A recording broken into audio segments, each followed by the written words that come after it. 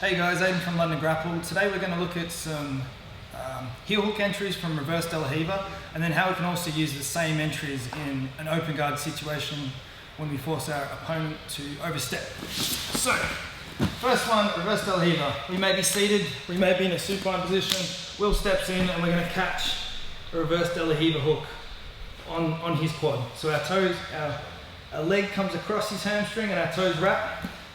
We're going to take our hand to his Achilles, low on his heel, elbow to our hip, and we're going to pop our top foot on his hip. We don't leave it here because there's a chance he may steam a locker. So it's just enough to extend him away.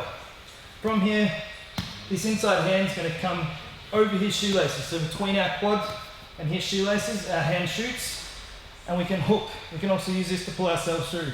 We're going to do a half inversion. So we're going to go up to our shoulder and stop there. We take our hook out now, and this hand, left hand, is going to grab behind his knee.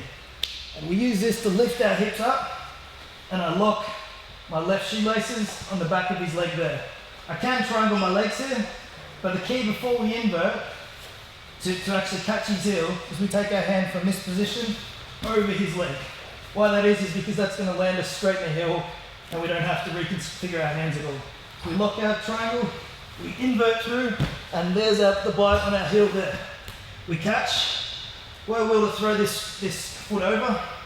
So as he threw that over the top of us, we catch, and we land on our primary hip and be able to finish a heel hook as we've covered previously.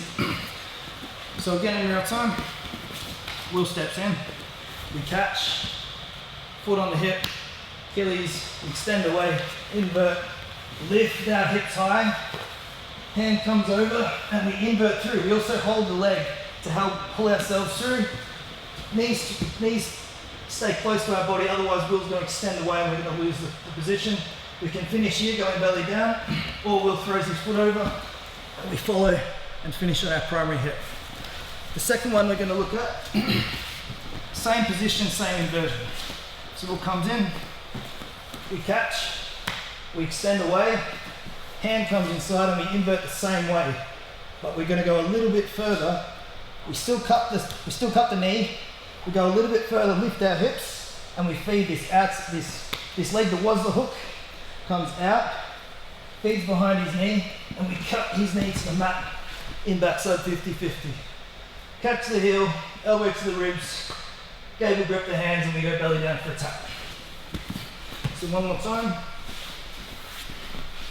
Will steps in, we catch, extend, invert, cut the leg, throw our hook. We cut into the back of his knee with our knee. We can catch him here. If Will throws that leg over, before we've caught the heel, we'd follow and land in 50-50, ready to finish there. Now, a quick little tip on these two entries is if we're in an open guard situation where Will was leading with his right leg, we'd mirror this with that left leg. So as Will goes to step inside, we just block. So if he shuffles back a little bit, just so we've got it in the camera, we block, we shuffle back. Maybe he oversteps because he realizes that we're going to block his step. In this scenario, very easy for us to just hit our inversion. We don't have any hook on the leg, which is fine, but we can just sit up, lock into our same position, and start looking for the same entries we just covered. Additionally, so that was the saddle entry. Additionally, we block, Will's forced to overstep. We can throw through, outside leg comes through, and we can land him straight here in a backside 50-50 entry as well. And there you have a couple of ways to enter inside heels from reverse de la riva, and also when we force the overstep in an open guard position.